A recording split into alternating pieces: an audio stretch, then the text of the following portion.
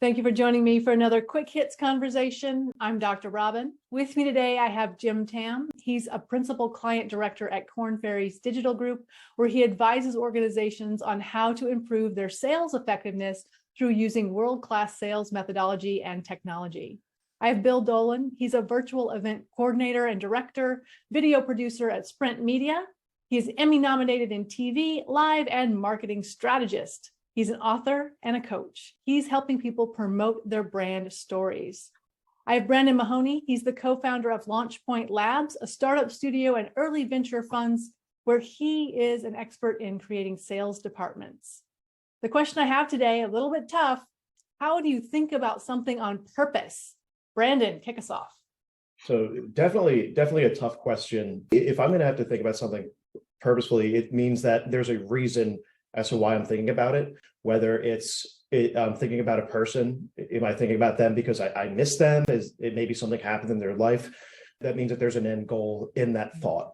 I try to think about what is that end goal? What is the reason behind why I'm thinking about this situation or this person? And then what do I need to do to kind of finish that thought? Yeah, I think for me, it all depends on priorities. I mean, I like to think that I work best under deadlines. And if there's a specific project or solution or blog or something I need to get done on a set time, that's when I make time to think. And I also work in a way where in order for the creative juices to come out, I got to have alone time. And that's usually in a car. And before COVID, my best thinking time was on a plane because I was, I had to unplug from everything. And that was usually the best time. And sometimes I just may have to dream about it. And that also releases a lot of creativity for me. I think it starts with having a purpose. I mean, to think about something on purpose implies that you actually have a purpose. And so whatever that purpose is and how whatever you're thinking about falls in the context of that means, are we going to process it in the autonomous way, the way we breathe, and we're not thinking in, out? Are we doing what I call a drive-by engagement, where life goes past you like a freeway sign, exit sign that last stop for gas? Or is it going to be something that's deliberate? And part of that thinking about something on purpose, usually, I think, and Doctor, you know this, ties more to our reticular activating system that gives you a flag every once in a while that says, this is important. And when you get that red flag, how do we think about something on purpose? Pay attention.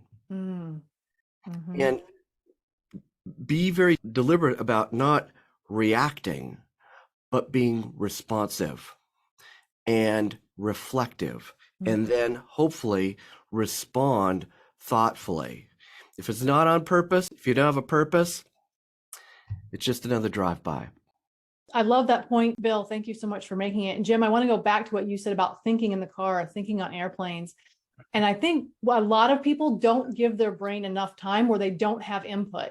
And here's what I mean by that. So this morning, I'm on my row machine. I'm doing my rowing for the morning. Yay, me, exercise. Yeah. And I'm listening to a book. And I realized that something he said I was thinking about, and I wasn't listening to the book anymore. And so I actually had to stop the book and let my brain think and do that. I don't know if you guys have this, but that running commentary in your head where it's actually words, like your brain is thinking things.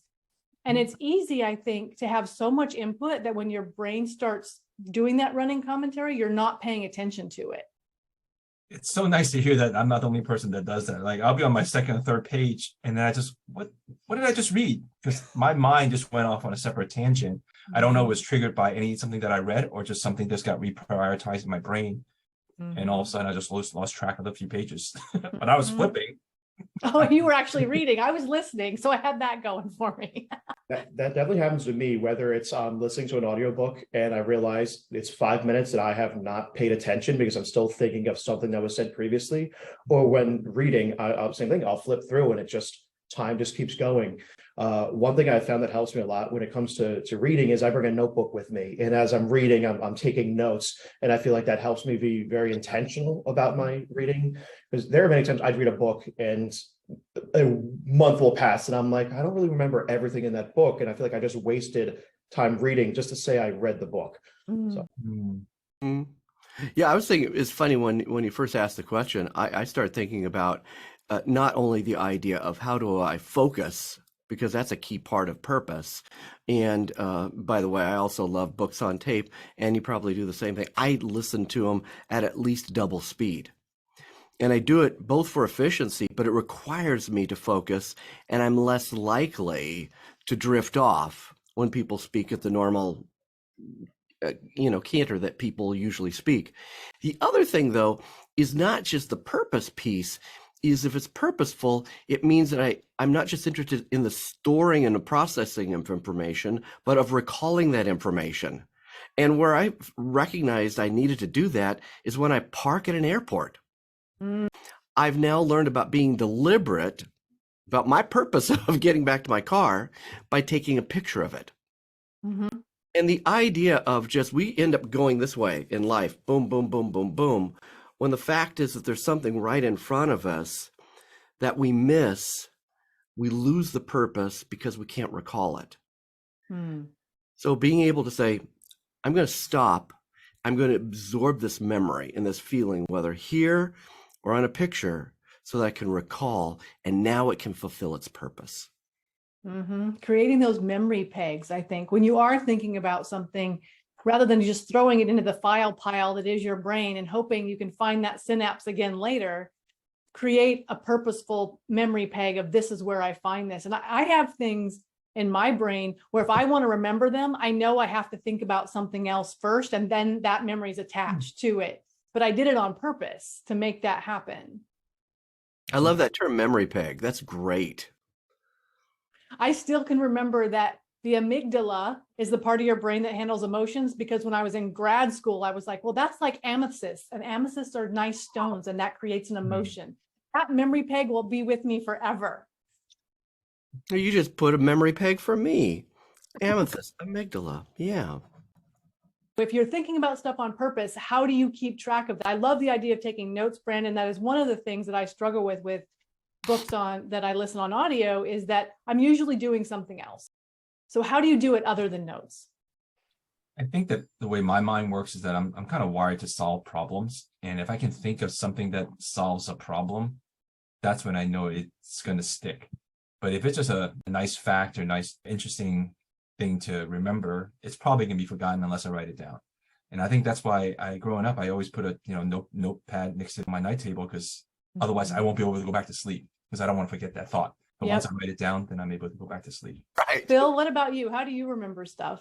It's a combination. Number one, I do write things down when I'm actively involved. Like right now, you're saying amethyst. Oh gosh, those are brilliant thoughts. But a lot of life is a drive-by experience. And those wake-up moments, I need to pay attention to that. So I will take notes in my phone, love my notes. I'll dictate a note.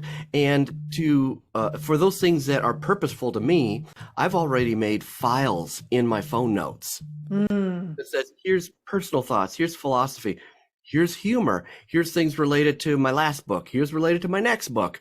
And I put those file folders in, and that allows me to not only store them, but then obviously recall them.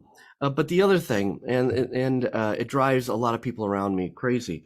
Keep in mind, yes, I grew up as a television director. Picture a television director. Where's everything important? On a wall in front of them. It's not stuffed in a drawer. They are literally immersed in those things that are important. And if you come to my office and you're in my space, you'll see I have immersed myself in those priorities and those purposeful things that I want to remember, recall, and hopefully apply. One other tip, I guess I'll share. My sister and I do this together, and I've done it with clients. There are times I will tell my brain, look, I know you know this. I know you've read this. Go find it and come back to me with it. And more often than not, it will. Eventually, it'll just pop up like, oh, I found it.